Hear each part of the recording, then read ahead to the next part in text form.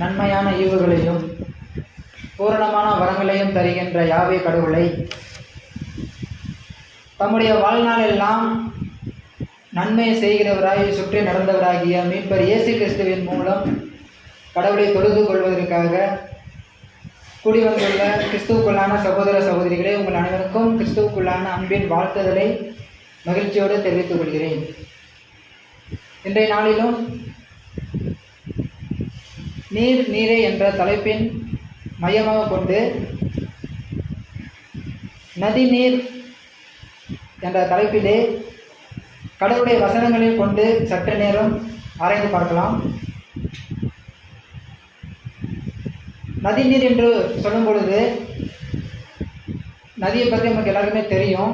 இப்போ நதி எப்படி உருவாகுதுன்னு பார்க்குறப்போ மலைகளில் உருவாகி அது அருவி வழியாக வந்து ஆறாக பெருக்கெடுத்து வருது.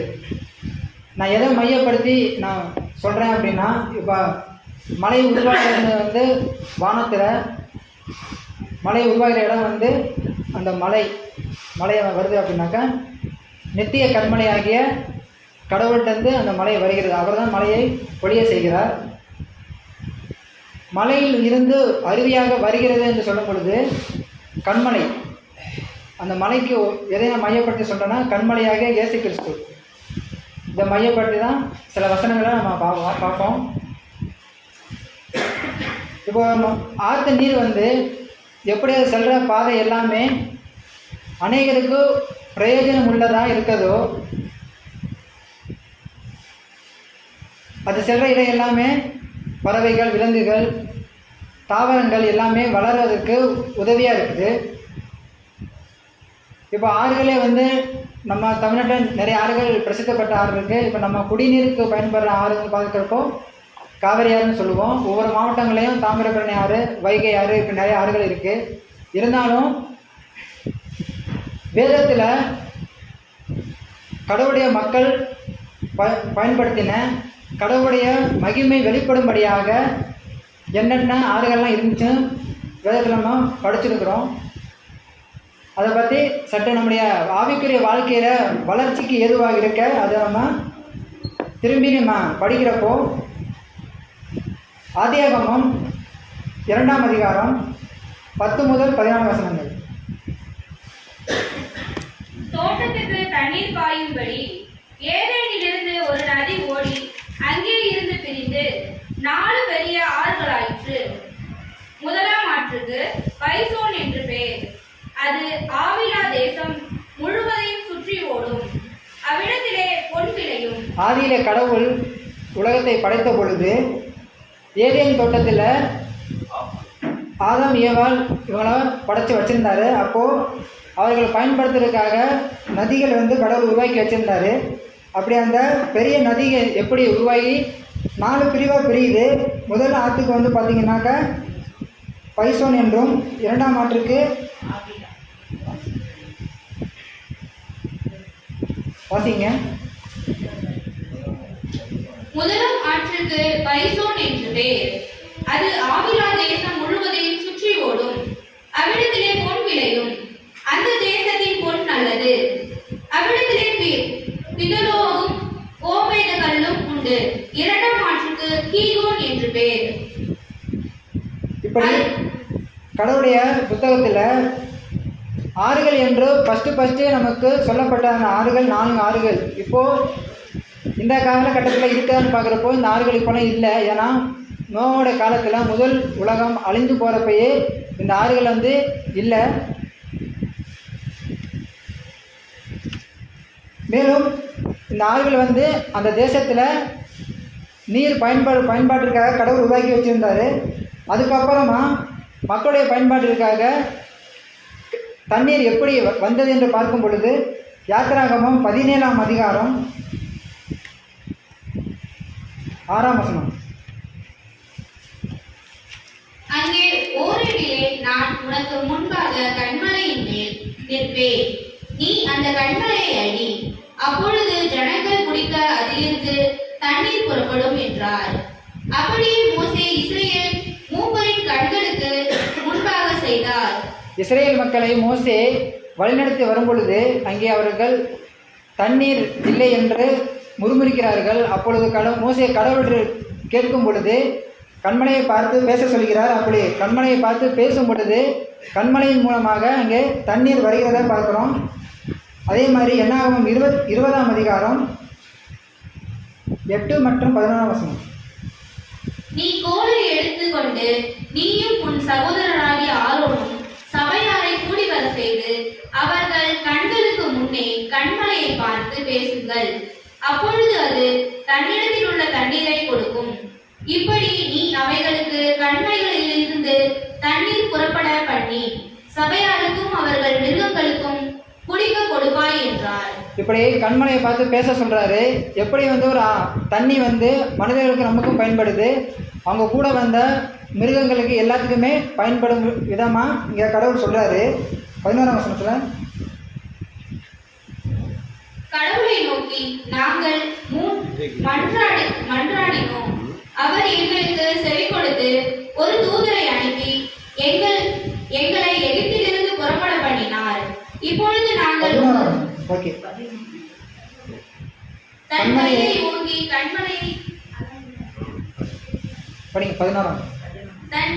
ஓங்கி கண்மலையை தன் கோலினால் 2 தரம் அடித்தார்.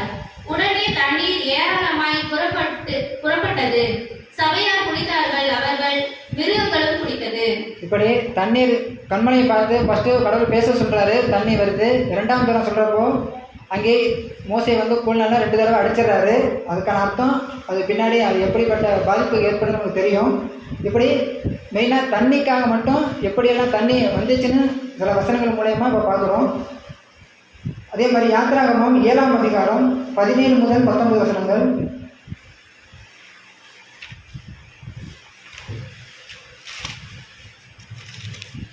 இதோ என் கையில் இருக்கிற கோலினால் நதியில் இருக்கிற தண்ணீர் மேல் அடிப்பேன். அப்பொழுது அது இரத்தமாய் மாறி நதியில் இருக்கிற மீன்கள் செத்து நதி நாறிப்போம். அப்பொழுது நதியில் இருக்கிற தண்ணீரை எகிப்தியர் குடிக்க கூடாமல் அரோசிப்பார்கள். இதனால் நானே கர்த்தர் என்பதை அறிந்து கொள்வாய் என்று கர்த்தர் சொல்லுகிறார் என்று சொல் என்றார். இதுக்கு முன்னாடி நம்ம மோசையில என்ன பார்த்தோம்? கண்மலையை பார்த்து பேச சொல்றாரு, தண்ணி வந்தது. அதே மாதிரி கண்மலையை அடிக்க சொல்ற தண்ணி வந்துச்சு. இங்கே மோசையிட்ட இஸ்ரேல் மக்கள் அங்கே பார்வோன் அவர்கிட்ட அடிமையாக இருக்கிறாங்க. அப்போ மீட்டு வர்றதுக்காக மோசையும் ஆரோனும் போகிறாங்க. அப்படி அந்த காலகட்டத்தில் அநேக அடையாளங்கள் கடவுள் செஞ்சு மக்களை மீட்டு வர்றாரு. அந்த நடந்த அந்த 10 வாதைகளுமே அந்த இஸ்ரேல் மக்கள் அந்த எகிப்து மக்கள் எதெல்லாம் வணங்கினாங்களோ அதை வச்சு தான் கடவுள் என்ன பண்ணுறாருன்னா அவங்களுக்கு அந்த வாதைகளை உண்டாக்குறாரு. இப்படி அவங்க ஒரு தேசத்துக்கு முக்கிய ஆதாரமாக இருக்கிறதுன்னு பார்த்தா நதிகள் தான். ஏன்னா ஆபிரகாமும் லோத்தும் 2 பேரும் பிரிஞ்சு போகிறப்போ லோத்து எதை தேர்ந்தெடுத்து போகிறன்னு பார்த்தாக்கா நதி நல்ல சமமான வெளியாக இருக்குன்னு பார்த்துட்டு தான், அந்த சமபூமியாக இருக்குது நல்லா செழிப்பாக இருக்குன்னு பார்த்துட்டு தான் லோத்து பிரிஞ்சு போவார். அது மாதிரி தான் ஒரு தேசம் செழிப்பாக இருக்கிற காரணம் நதியை மையப்படுத்தி தான் இருக்கும். அப்படி அந்த எகிப்தோட நதி மோசே இந்த கோலில் நீட்டினதுனால என்ன ஆகுது? ரத்தமாக மாறி, கடவுளுடைய வார்த்தையினால ரத்தமாக மாறி அந்த நீரை பயன்படுத்த முடியாத அளவுக்கு அங்கே மாறி போகுது. மேலும் யோசுவா 3ஆம் அதிகாரம் 15ஆம் வசனம்.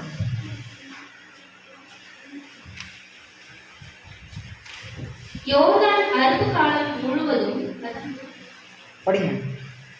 யோர்தான் அறுப்பு காலம் முழுவதும் கரை புரண்டு போம். பெட்டியை சுமக்கிற ஆசாரியர்களின் கால்கள் தண்ணீரின் ஓரத்தில் பட்டவுடனே மேலே இருந்து ஓடி வருகிற தண்ணீர் நின்று சாதானுக்கு அடுத்த ஆதாம் ஊர் வரைக்கும் ஒரு குவியலாக குவிந்தது. உப்பு கடல் என்னும் சமனான வெளியின் கடலுக்கு ஓடி வருகிற தண்ணீர் பிரிந்து ஓடிற்று. அப்பொழுது ஜனங்கள் எரிகோவுக்கு எதிரே கடந்து போனார்கள். உடன்படிக்கை பெட்டிய இஸ்ரேல் மக்கள் ஆசாரியர்கள் சுமந்து வரும்பொழுது அந்த யோர்தான் ஆற்றுக்கு வர்றாங்க. யோர்தான் ஆற்றோட சிறப்பு பற்றி நமக்கு நல்லாமே தெரியும். அதை பற்றி பின்னாடி சொல்கிறேன், பார்ப்போம். உடன்படிக்கை பெட்டியை சுமந்து வர்றப்போ அவங்க ஆற்று உள்ளர என்ட்ரு ஆனவுடனே என்ன காலை வச்சோன்னே யோர்தான் ஆறு 2ஆக பிரிஞ்சு 2 குவியலாக நிற்குது. அவங்க ஆறை கடந்து போனதுக்கு அப்புறமா அது திரும்ப அதோடைய இயல்பான நிலைக்கு மாறி வந்துடுது. இப்படி வேதத்தில் ஆறுகள் பற்றியும் எப்படியெல்லாம் தண்ணி வந்துச்சு அப்படின்னு சொல்லி இப்போ வசனங்களை வந்து பார்த்தோம். இதை பற்றி யோபு பக்தர் சொல்கிறார். யோபு 26ஆம் அதிகாரம் 9ஆம் வசனம்.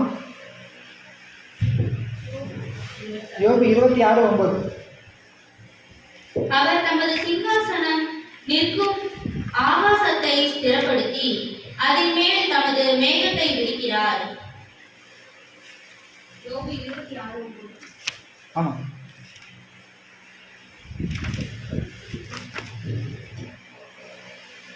சங்கீதம் 36:8 வாசிங்க.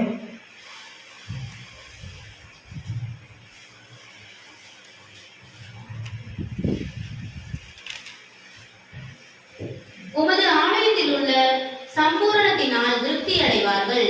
உமது பேரின்ப நதியினால் அவர்கள் தாகத்தை தீர்க்கிறார். சங்கீதக்காரர் தாவீது இங்கே பாடுகிறார், உமது ஆலயத்தில் சம்பூரணத்தினால் திருப்தி அடைவோம், உமது பேரின்ப நதியினால் அவர்கள் தாகத்தை தீர்க்கிறேன். இங்கே வந்து வசனத்தை எப்படி சொல்கிறாரு பார்த்தீங்கன்னா, வசனத்தில் பேரின்ப நதி என்று இங்கே நமக்கு சொல்கிறாரு. இதுக்கு முன்னாடி யோசுவாவில் படித்தோம் பார்த்தீங்கன்னா, யோர்தான் நதியை பற்றி. யோர்தான் அப்படின்னா யோர்தானோட அர்த்தம் வந்து சொல்கிறாங்க டிசெண்டர் அப்படின்னு சொல்கிறாங்க. யோர்தான் ஆவிக்குரிய அர்த்தத்தில் டிசெண்டர் அப்படின்னா இறங்குதல் இல்லைன்னா தாழ்மைக்கு அடையாளமாக சொல்கிறாங்க. யோர்தான் நதியில் அநேக சம்பவங்கள் நடந்திருக்கு. வேதத்தில் ஒரு காரியம் மட்டும் நம்ம படிச்சுப்போம். அங்கே 2 ராஜாக்கள்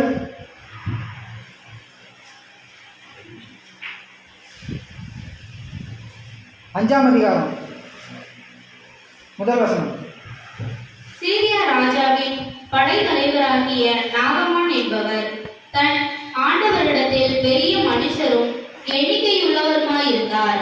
அவரை கொண்டு கர்த்தர் சீரியாவுக்கு ரட்சிப்பை கட்டளையிட்டார். மகா பராக்கிரமசாலியாகிய அவரோ குஷ்டரோகியாய் இருந்தார். இந்த நாமான் அவருக்கு வந்து அந்த ராஜாவோட படை தளபதி. இவர் அநேக படைகளுக்கு தளபதியாக இருந்தாலும் அவரோட உடம்புல என்ன பராக்கிரமசாலியாக இருக்கிற அவருக்கு உடலில் என்ன குறைபாடுனாக்கா குஷ்டரோகம் இருக்குது. அப்படி குஷ்டரோகம் இருக்கிற அவருக்கு அந்த குஷ்டம் நீங்கிறதுக்கு தன்னோட மனைவிகிட்ட அவர் பேசிகிட்டு இருக்கப்போ எருசலேமிலேருந்து கைதியாக பிடிச்சிட்டு வந்த ஒரு பெண்ணிட்ட அந்த ஒய்ஃபிட்ட அவங்க சொல்கிறாங்க, அந்த பெண்ணு இந்த மாதிரி எருசலேம் தேசத்தில் ஒரு தீர்க்கதரிசி இருக்கிறாரு, அவரை போய் பார்த்தீங்க அப்படின்னாக்கா உங்கள் ஆண்டவனுடைய அந்த வியாதி வந்து குணமாயிரும் அப்படின்னு சொல்கிறாங்க. உடனே வந்து மனைவி வந்து அவங்க நாமாண்ட சொல்கிறாங்க.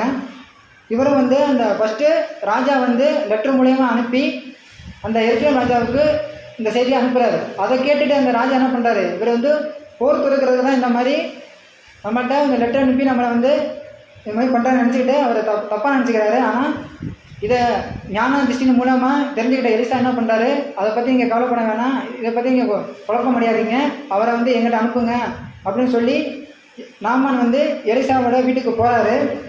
அப்படி போய் நிற்கிறப்போ கேஎஸ்சி வந்து வெளியில் வர்றாரு. அப்போ எலிசா என்ன சொல்கிறாரு, நாமான்ட போய் யோர்தான் நாட்டில் 7 தடவை மூழ்கி எந்திரிக்க சொல்லு அப்படின்னு சொல்கிறாரு. அப்படி சொல்கிறப்போ நாமான் என்ன சொல்கிறாரு 11ஆம் வசனத்தில் 5:11. அதற்கு நாகமான் கடும் கோபம் கொண்டு புறப்பட்டு போய் அவர் வெளியே வந்து நின்று தன் கடவுளுடைய நாமத்தை தொழுது தன் கையினால் அந்த இடத்தை தடவி இவ்விதமாய் குஷ்டரோகத்தை நீக்கி விடுவார் என்று எனக்குள் நினைத்திருந்தேன். நாம என்ன நினச்சிருக்காரு, எலிசா வந்து வெளியில் வந்து நான் வந்தோன்னே என்னை பார்த்து கடவுளுடைய நாமத்தை சொல்லி எனக்காக ஜெபம் பண்ணி என்னோட உடம்புல உள்ள காயத்தெல்லாம் தொட்டு மருந்து வச்சு குணப்படுத்தி ஜெபம் பண்ணுவான்னு நினச்சிட்டு நான் வந்தேன். இவர் என்ன பண்ணுறாரு, வேலைக்காரனை விட்டு என்னைய போய் ஆற்றுல முழுகி 7 தடவை குளிச்சு எந்திரி சரியா அப்படின்னு சொல்கிறாரு. சொல்லிட்டு கோபமானாரு. ஏன் சொல்கிறாருன்னா, நான் ஸ்நானம் பண்ணுறதுக்கு குடிக்கிறதுக்கு எங்கள் நாட்டில் உள்ள நதியை விட இந்த யோர்தானாவது ஆறு வந்து அவ்வளோ பெருசாக அவ்வளோ செல்வம் விட்டதான் சொல்லி பேசுகிறாரு. அவர் அதே 12 வாசிங்க. நான் ஸ்நானம் பண்ணி சுத்தமாகிறதற்கு இஸ்ரவேலின் தண்ணீர்கள் எல்லாம் பற்றி பார்க்கிறோம். தமஸ்குவின் நதிகளாகிய ஆப்னாவும் பர்பாரும் நல்லதல்லவோ என்று சொல்லி உக்கிரத்தோடு திரும்பி போனார். எங்கள் ஊரில் எங்கள் நாட்டில் இந்த ஆப்னா பர்மா இந்த 2 நதிகள் இருக்குது, சிறப்பு மிக்கது. அதை விடவா அந்த யோர்தான் நதி நான் குளிச்சு நான் சரியாக போகிறேன்னு சொல்லிட்டு கோபமாக பேசுகிறாரு. அதை கேட்டுட்டு அவர் கூட வந்த அந்த படை வீரர்கள் ஒருத்தர் சொல்கிறாரு, அப்படி கோவப்படாதீங்க ஆண்டவரே, அவர் என்ன சொல்கிறாரு உங்கள்கிட்ட, ஒரு பெரிய காரியத்தை செய்ய சொல்கிறாரு, போய் போரில் ஜெயிச்சுட்டு வாங்க, இல்லை மக்கள் எல்லாத்துக்கும் பெரிய விருந்து பண்ணுங்க, இல்லை பெரிய பெரிய இது வேலையை செய்ய சொல்கிறாரு, 7 தடவை மூலிகைனா ஸ்நானம் பண்ண சொல்கிறாரு, அது ஒரு பெரிய விஷயமா, அதை செஞ்சு தான் பாருங்களேன் அப்படின்னு சொல்கிறப்போ நாம என்ன பண்ணுறாரு, மூழ்கி எழுந்திருக்கும் பொழுது அவருடைய உடல் எப்படி மாறுது, ஒரு குழந்தையின் மேனியை போல மாறி வரதை நம்ம பார்க்குறோம். அப்போ அந்த யோர்தான் நதியில் நான் சொன்ன மாதிரி யோர்தான் நதிக்கு வந்து எப்படி இருக்குன்னா, அந்த யோர்தான் நதியில் நிறையா குணப்படுத்துகிற குணங்கள் இருக்குதுன்னு பார்க்குறோம். இதை பற்றி எசேக்கியேல் 47ஆம் அதிகாரத்தில் 1 முதல் 10 வசனம் நம்ம படிக்கிறப்போ நம்ம தெரிஞ்சுக்கலாம். அதில் 5க்கு மேலே படிங்க. எசேக்கியேல் 47.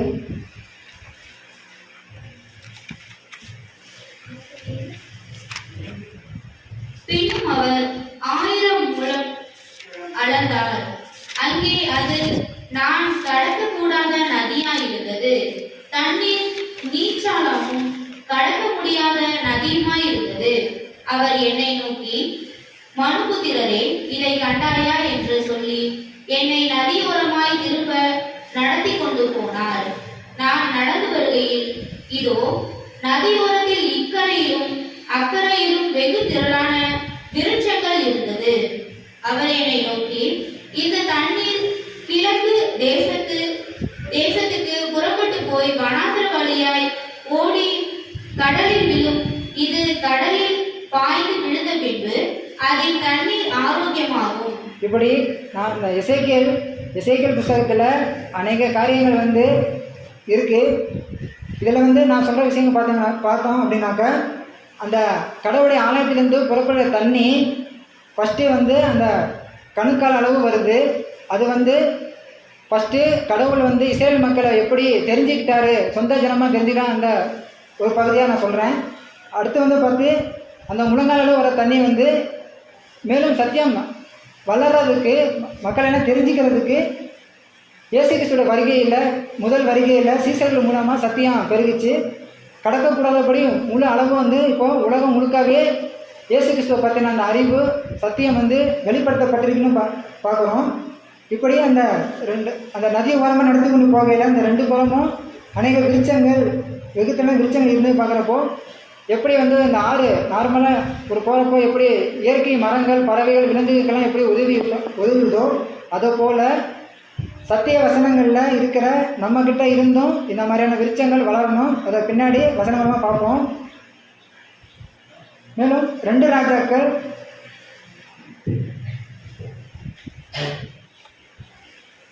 2 சாமுவேல் 16ஆம் அதிகாரம் 5ஆம் வசனம். 2 சாமுவேல் 16:5. தாவீது ராஜா பகூரில் மட்டும் வந்தபோது, இதோ சவுல் வீட்டு வம்சத்தாராய் இருக்கிற கேராவின் குமாரராகிய சீமேயி என்னும் பேருள்ள ஒரு மனுஷர் அங்கே இருந்து புறப்பட்டு தூஷித்துக் கொண்டே நடந்து வந்தார். சகல ஜனங்களும் சகல பலசாலிகளும் தாவீதின் வலதுபுறமாகவும் இடதுபுறமாகவும் நடக்கையில், தாவீதின் மேலும் தாவீது ராஜாவுடைய சகல ஊழியக்காரர் மேலும் கற்களை எறிந்தார். சீமேயி அவரை தூஷித்து, இரத்தப்பிரியரே, வேலியாளின் மனுஷரே, தொலைந்து போ, சவுலின் ஸ்தலத்தில் ராஜாவான உன்மேல் கர்த்தர் சவுல் வீட்டாரின் இரத்த பலியை திரும்ப பண்ணினார். கர்த்தர் ராஜ்யபாரத்தை உன் குமாரனாகிய அப்சலோமின் கையில் ஒப்புக் கொடுத்தார். இப்போதும் இதோ உன் அக்கிரமத்தில் அகப்பட்டால் நீ இரத்த பிரியனான மனுஷர் என்றார். தாவீது ராஜா தன்னுடைய போர் சேவகரோடும் வீரர்கள் நடந்து வர்றப்போ இந்த சீமை என்ன பண்ணுறாரு, தாவீது ராஜா பார்த்து அவங்க கூட வந்தவங்க எல்லா போர்களையும் கல்லை தூக்கி அடித்து தூசித்து தப்பான வார்த்தைலாம் யூஸ் பண்ணி அவர் திட்டுறாரு. திட்டி என்ன சொல்கிறாரு, இரத்த பிரியனே, பேரு மனுஷன் சொல்லி தகாத வார்த்தைலாம் பேசுறேன்னு சொல்கிறாரு. அப்போ வந்து சரியான குமாரன் தாவீது சொல்கிறாரு, நான் வந்து அந்த சீமையை வந்து நான் தலையை வெட்டிடட்டுமா, எனக்கு உத்தரவு கொடுங்க கேட்குறப்ப தாவீது சொல்கிறாரு, சீமையை வந்து என்னை தூசிக்கிறதுக்கு கடவுள் வந்து உத்தரவு கொடுத்துருக்காரு, அதை பற்றி உனக்கு எனக்கும் பேச்சு வேண்டாம், நீ பொறுமையாயிரு, நீ எதுவும் செய்ய வேண்டாம், கடவுள் அனுமதிச்சிருக்காரு, அவன் திட்டட்டும், சீமையை திட்டட்டும் அப்படின்னு சொல்கிறாரு. இவங்க கடந்து போயிடுறாங்க. சீமையும் தூசிட்டியாக வராரு. நான் ஏன் இந்த விஷயத்தை உங்கள்கிட்ட சொல்கிறேங்கிறத பின்னாடி நான் வசனத்து மூலமாக பார்ப்போம். இப்படி பழைய ஏற்பாடு காலத்தில் தண்ணீர்கள் வந்து எப்படியெல்லாம் இருந்துச்சு, ஆறுகள் மூலம் எப்படியெல்லாம் வந்ததுன்னு சொல்லி வசனங்கள் மூலம் பார்த்தோம். ஏசாயா 44ஆம் அதிகாரம் 3ஆம் வசனம்.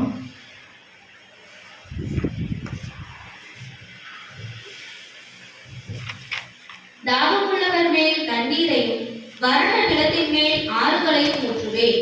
உன் சந்ததியின் மேல் என் ஆவியையும் உன் சந்தானத்தின் மேல் என் ஆசீர்வாதத்தையும் ஊற்றுவேன். ஏசாயா தீர்க்கதரிசி மூலமாக இங்கே சொல்லப்பட்ட வசனம் மீட்புடைய காலத்தில் நிறைவேறிச்சு. யோவான் 7ஆம் அதிகாரம் 38ஆம் வசனம். வேத வாக்கியம் சொல்லுகிறபடி என்னிடத்தில் விசுவாசமாய் இருக்கிறவர் எவரோ அவர் உள்ளத்திலிருந்து ஜீவ தண்ணீர் உள்ள நதிகள் ஓடும் என்றார். ஏசாயா தீர்க்கதரிசி சொன்னது போல வறண்ட நிலம் விடத்த ஆத்துமாக இருந்த நம்ம வந்து இயேசு கிறிஸ்து மேலும் பிதாவைய கடவுள் மேலும் விசுவாசமாக இருந்தோம் அப்படின்னா நம்ம உள்ளத்துலேருந்து என்ன வரும்னு சொல்கிறாரு, ஜீவத்தண்ணீர் நதிகள் ஓடும் அப்படின்னு சொல்கிறாரு. இயேசு சொல்கிறாரு. எப்படி பழைய ஏற்பாடு காலத்தில் வந்து மோசே வந்து கண்மலை பார்த்து பேசினார், தண்ணி வந்துச்சு. கோலை நீட்டினார், தண்ணி வந்துச்சு. அடித்தார், தண்ணி வந்துச்சு. ஆனால் அங்கே வந்து கடவுள் செஞ்சார் எல்லாமே. ஆனால் இங்கே வந்து அது வந்து ரியலான தண்ணி. ஆனால் இது வந்து ஆவிக்குரிய அர்த்தத்தில் இயேசு நம்ம என்ன சொல்கிறாரு, உள்ளத்திலிருந்து ஜீவ தண்ணீருடைய நதிகள் ஓடும் அப்படின்னு சொல்கிறாரு. நம்மக்கிட்ட ஜீவத்தண்ணீர் நதிகள் நம்மள்டேருந்து புறப்படணும் அப்படின்னா பழைய ஏற்பாடு காலத்தில் நடந்த இப்போ சில சம்பவங்கள்லாம் பார்த்தோம். ஆமான் அவருடைய வாழ்க்கையில் நடந்த சம்பவம், அப்புறம் தாவீது சீமையா அவங்க 2 பேருக்கும் நடந்த சம்பவத்தை பற்றி பார்த்தோம். அங்கே என்ன யோர்தான் நதியை பற்றி பார்க்குறப்போ யோர்தானுக்கு நம்ம ஒரு அடையாளம் சொன்னோம். யோர்தான் அப்படின்னா இறங்குதல், அந்த டிசெண்டர் அப்படின்னு பார்த்தோம்ல. அப்போ இறங்குதல் அப்படின்னாக்கா தாழ்மைக்கு அடையாளமாக சொல்லப்பட்டிருக்குன்னு பார்த்தோம். அப்போ அதே போலவே கிறிஸ்து இயேசுக்குள்ளாக ஞானஸ்தானம் பெற்ற நம்ம எல்லாருமே கிறிஸ்து எப்படி பிதாவாகிய தேவனுக்கு முன்பாக முடிவு பரியந்தம் தாழ்மையாக இருந்து கீழ்ப்படிந்து இருந்தாரோ அதே போல் நம்மிடத்திலும் இருந்து சபை வகுப்பாராக அழைக்கப்பட்ட நம்மளும் அவரோடு இணைந்து இருக்கும் பொழுது தான், கண்மலையாக இயேசு கிறிஸ்துவில் நம்ம இணைந்து இருக்கும் பொழுது தான் நம்மக்கிட்டேருந்து என்ன வரும், இயேசு சொன்னது போல் அந்த ஜீவ தண்ணீர் நதிகள் புறப்பட்டு வரும் அப்படின்னு பார்க்குறோம். இந்த தாழ்மைக்கு வந்து நம்ம பார்க்குறப்போ அங்கே நாமான் வந்து எலிசா வந்து பார்த்துட்டு எதுவுமே சொல்லாதனாலும் அந்த போர்வீரர் சொன்ன ஒரு வார்த்தைக்காக அந்த கீழ்ப்படிஞ்சு தாழ்மையாக போய் அவர் அந்த யோர்தான் ஆற்றில் முழுகினார். அவர் குணமடைஞ்சான்னு பார்க்குறோம். அப்போ நம்மளும் குணமடையணும் அப்படின்னா இப்போ நம்மளாம் ஞானஸ்தானம் எடுத்து பரிசுத்த வாழ்க்கையில் நம்ம நடந்துட்டுருக்கோம். முழுமையாக குணப்பட்டிருக்கோம் அப்படின்னா சொல்ல முடியாது. ஏன்னா முடிவு பரியந்த நினைந்தால் ரசிக்கப்படுவோம் சொல்லி இயேசு சொல்லியிருக்காரு. இப்போ நம்ம அந்த ஸ்பிரிச்சுவல் லைஃப்பில் ஒவ்வொரு நாளுமே நம்ம வந்து நம்ம ட்ராவல் பண்ணுறப்போ நமக்கு வாழ்க்கையில் நடக்கிற அநேக சம்பவங்கள் எல்லாருமே நமக்கு வந்து ஒரு பரிச்சை. இதில் வந்து நம்ம இயேசு கிறிஸ்துவோடு இருந்து தான் நம்ம போகணும். ஏன்னா ஒரு நதி அது அந்த ட்ராக்கில் அது போயிட்டுருக்கப்போ அந்த பாதையில் போடுறப்போ நிறைய தடங்கள் வரும். சில பேர் வந்து அதை வந்து இப்போ புதுசாக இப்போ கவர்மெண்ட்லேருந்து தண்ணி அணையிலேருந்து தண்ணி திறக்கிறாங்க அப்படின்னாக்கா ஒவ்வொரு மாவட்டத்துலையும் தண்ணி வர்றப்போ விவசாயிகள் என்ன பண்ணுவாங்க, பூ போட்டு வரவேற்பாங்க. தண்ணி வர்றப்போ அந்த ஆற்று தண்ணி வர்றப்போ வரவேற்பாங்க. அதுபோல் நம்ம வார்த்தைகள் சொல்லும் பொழுது அந்த ஜீவத்தினுடைய வசனங்கள் நம்ம சொல்லும் பொழுது சில பேர் வரவேற்பாங்க.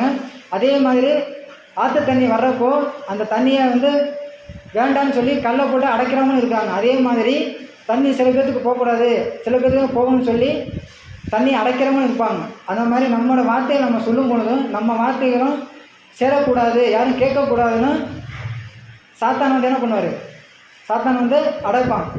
நம்ம வார்த்தைகளும் இந்த ஜீவ தண்ணீரை வார்த்தையை நம்ம சொல்லும்போது பின்ன நம்ம இப்படி நம்ம உள்ளத்துலேருந்து வரணும் தண்ணி அடுத்தவங்களுக்கு போய் சேரணும் அப்படின்னு நம்ம நினைக்கிறோம். அந்த வார்த்தையை வந்து சேரக்கூடாதுன்னு இந்த தடை கேட்கிற வந்து போடுவாங்க.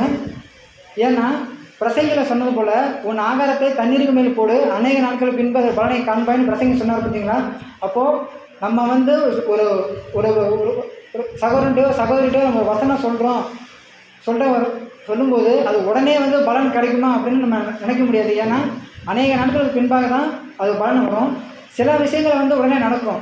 எப்படின்னு பார்க்குறப்போ பார்த்தீங்கன்னாக்கா இப்போது ஒரு விஷயம் இப்போ நான் சொன்னேன் பார்த்தீங்களா, நம்ம பசங்க பண்ணுறோம் வசனம் வந்து நம்ம பகிர்ந்து கொடுக்குறோம் அப்படின்னா சில பேர் ஏற்றுக்குவாங்க, சில பேர் உடனே வந்து ஏற்றுக்க மாட்டாங்க.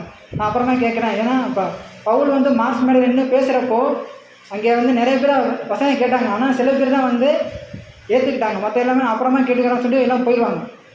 அதே மாதிரி தான் அங்கே அப்போஸ்தலர் காலத்தில் வந்து நடந்த சம்பவம். இப்போ ரோமர் 10ஆம் அதிகாரம் 14, 15, 17 வசனம் வாசிக்கலாம். ரோமர் 10, 14, 15, 17. அவரை விசுவாசியாதவர்கள் 14 தானே? அவரை விசுவாசியாதவர்கள் எப்படி அவரை தொழுது கொள்வார்கள்? அவரை குறித்து கேள்விப்படாதவர்கள் எப்படி விசுவாசிப்பார்கள்? பிரசங்கிக்கிறவர் இல்லாவிட்டால் எப்படி கேள்விப்படுவார்கள்? இப்போ கடவுளையும் இயேசு கிறிஸ்துவையும் விசுவாசிங்க அப்படின்னு ஒருத்தவங்க நான் சொன்னாதான் என்ன பண்ண முடியும், ஒருத்தவங்களுக்கு அதை தெரிஞ்சுக்க முடியும். நம்ம சொன்னாதான் தெரிஞ்சுக்க முடியும், அவங்க விசுவாசிக்குள்ள வருவாங்க. அப்படி நம்ம சொல்லணும். அனுப்பப்பட்ட இப்போ வந்து எப்படி இங்கே வந்து இந்த தலைப்பெல்லாம் கீழே வந்து பேசணும்னு சொல்லி கடவுள் வந்து இப்போ சகோதரர்கள் மனதில் ஏவி இப்போ இப்படியெல்லாம் பிரசங்கம் பண்ணணும், சத்தியத்தை சொல்லணும்னு சொல்லி கடவுள் நமக்கு இந்த வாய்ப்பை கொடுத்துருக்காரு. அதே மாதிரி அப்போஸ்தலர் காலத்தில் நடந்த ஒரு சம்பவம். அப்போஸ்தலர் 8ஆம் அதிகாரம் 26ஆம் வசனம். பின்பு கர்த்தருடைய தூதர் பிலிப்பை நோக்கி, நீ எழுந்து தெற்கு முகமாய் எருசலேமிலிருந்து காசா பட்டணத்துக்கு போகிற வனாந்தர மார்க்கமாய் போ என்றார்.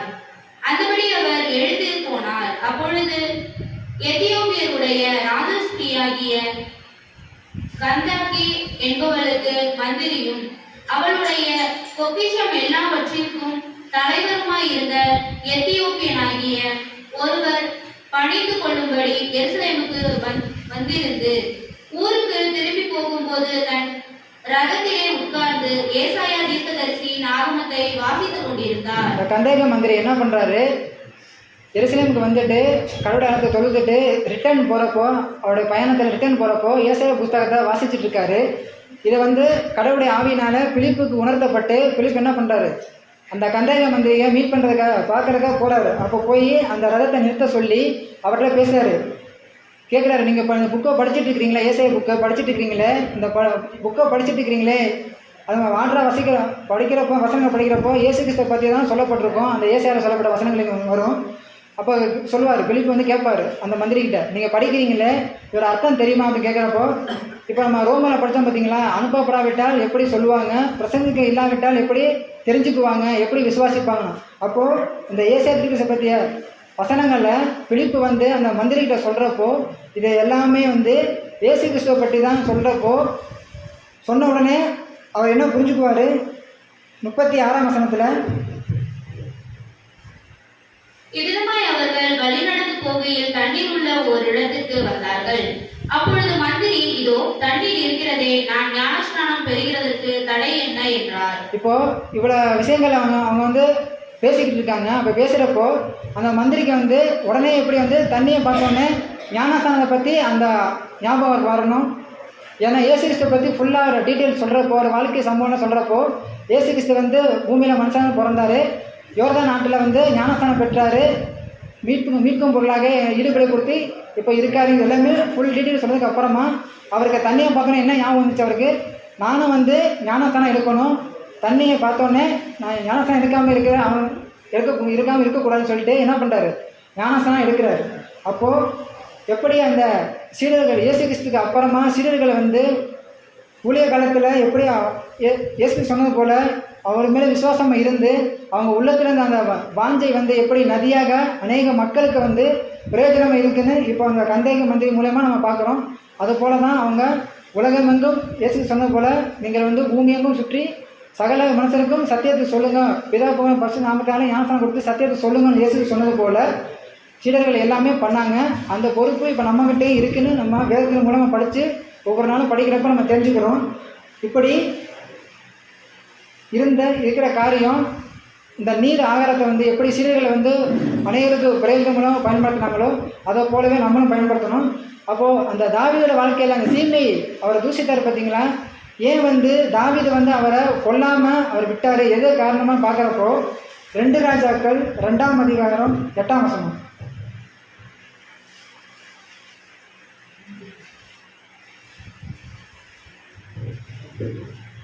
அப்பொழுது எலியா தன் சால்வையை எடுத்து முறுக்கி தண்ணீரில் அடித்தார். மணிக்கம் 1 ராஜாக்கள் 2:8. 1 ராஜாக்கள் 2:8. மேலும் பகூரின் ஊராரான பென்யமீனாகிய கேராவின் மகன் சீமேயி உன்னிடத்தில் இருக்கிறார். நான் மக்னாயிமுக்கு போகிற நாளிலே அவர் என்னை கொடிய தூஷணமாய் தூஷித்தார். ஆனாலும் அவர் யோர்தானிலே எனக்கு எதிர்கொண்டு வந்தபடியினால் நான் உன்னை பட்டயத்தாலே கொன்று போடுவதில்லை என்று கடவுள் மேல் அவருக்கு ஆணையிட்டு கொடுத்தேன். அங்கே வந்து தாவீது ராஜாவை சீமையை தூஷித்த போது அந்த போரில் என்ன கேட்டார், நீங்கள் ஒரு வார்த்தை சொல்லுங்கள், எனக்கு பர்மிஷன் கொடுங்க, அந்த போய் அந்த சீமையை தலையை வெட்டிடுறேன் அப்படின்னு சொல்கிறப்போ தாவீது என்ன சொல்லுவார், அதெல்லாம் வெட்ட வேண்டாம். அங்கே சொன்னார் பார்த்தீங்களா, ஏன் என்ன ரீசன்கிறத இங்கே தான் சொல்கிறாரு. அவரை வந்த வழி பக்கத்தில் என்ன ஓடிட்டுருக்கு, யோர்தான் ஆறு இருந்துச்சு, அதனால தான் நான் வந்து அவன் வெட்ட வேண்டாம்னு சொல்லி உன்னை சொன்னேன். ஏன்னா யோர்தான் வந்து கடவுளுடைய அந்த ஆறு, யோர்தான் வந்து அந்த இஸ்ரேல் தேசத்தில் முக்கியமான ஆறு. அங்கே தான் வந்து இயேசு கிறிஸ்து ஞானஸ்தானம் பெற்றாரு. சீடர்கள் அங்கே தான் அநேக ஞானஸ்தானம் பெற்றாங்க.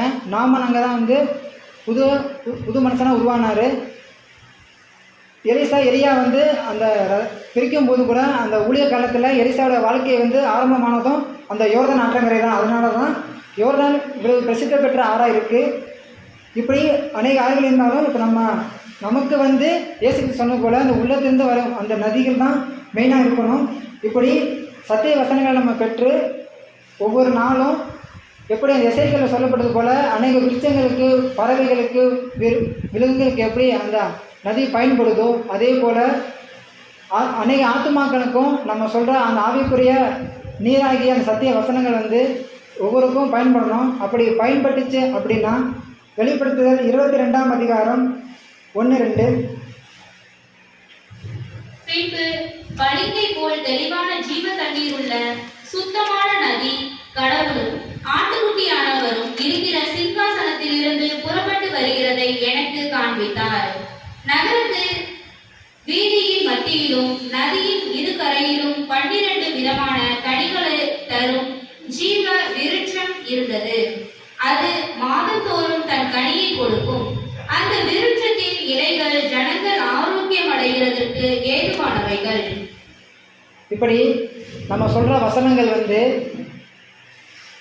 இங்கே வந்து எப்படி சுத்தமான நதியாக வந்து கடவுளும் இயேசு கிறிஸ்துவும் இருக்கிற அந்த இடத்த சிங்காசனத்துலேருந்து அந்த வார்த்தை நம்ம வந்துட்டு இருக்கிற நமக்கு ஒவ்வொரு நாளும் அப்படி சொல்கிற வார்த்தைகள் வந்து மக்களுக்கு பிரயோஜனமாக இருந்துச்சுன்னா அப்படின்னாக்க பரலோக ராஜ்யத்தில் எந்த ஒரு குறை இல்லாமல் இயேசு கிறிஸ்துவுக்கு நம்ம பங்காக ஆகிறதுக்கு அவர் வந்து தலையாக இருக்க கடவுளுக்கு இயேசு தலையார், கிறிஸ்து வந்து கடவுளுக்கு தலை இயேசு கிறிஸ்து.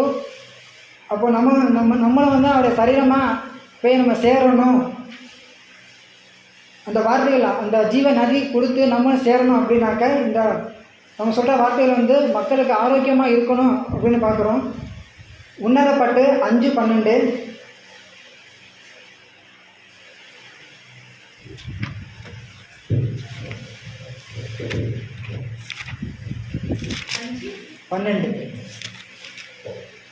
அவருடைய கண்கள் தண்ணீர் நிறைந்த நதிகளில் ஓரமாய் தங்கும். புறா கண்களுக்கு ஒப்பானவைகளும் பாலில் கழுவப்பட்டவைகளும் நேர்த்தியாய் பதிக்கப்பட்டவைகளுமாய் இருக்கிறது. உன்னதப்பாட்டு இந்த புத்தகம் வந்து இயேசு கிறிஸ்துவையும் சபை வகுப்பாரையும் வர்ணித்து எழுதப்பட்ட சாலமோன் ஞானி எழுதியிருக்காரு. அப்போது இயேசு கிறிஸ்துவை பற்றி அநேக வார்த்தைகள் கொடுக்கப்பட்டிருந்தாலும் அவரோட இணைந்து இருக்கக்கூடிய சபை வகுப்பார் நமக்கும் இந்த வசனங்கள் பொருந்தும். இதை வந்து நம்ம சபை வகுப்பாருக்கு நம்ம எடுத்துக்கலாம். அவருடைய கண்கள் தண்ணீர் நிறைந்த நதி ஓரமே தங்கும். இயேசு கிறிஸ்துவின் கண்கள் வந்து தண்ணீர் நிறைந்து காணப்படுது. அப்போது அவர்கிட்ட நம்ம தங்கும் பொழுது எப்படி வந்து இப்போ சங்கீதத்தில் சொன்னது போல் நீதிமான் பனையை போல் செலுத்தி லீபனில் கேள்வி போய் வேறொன்றி வளருவார் அப்படின்னு வாசிச்சிருக்கோம். அப்போ அது போல் நம்ம வந்து கனிதரும் விருட்சமாக வளர்ந்துருக்கோம்.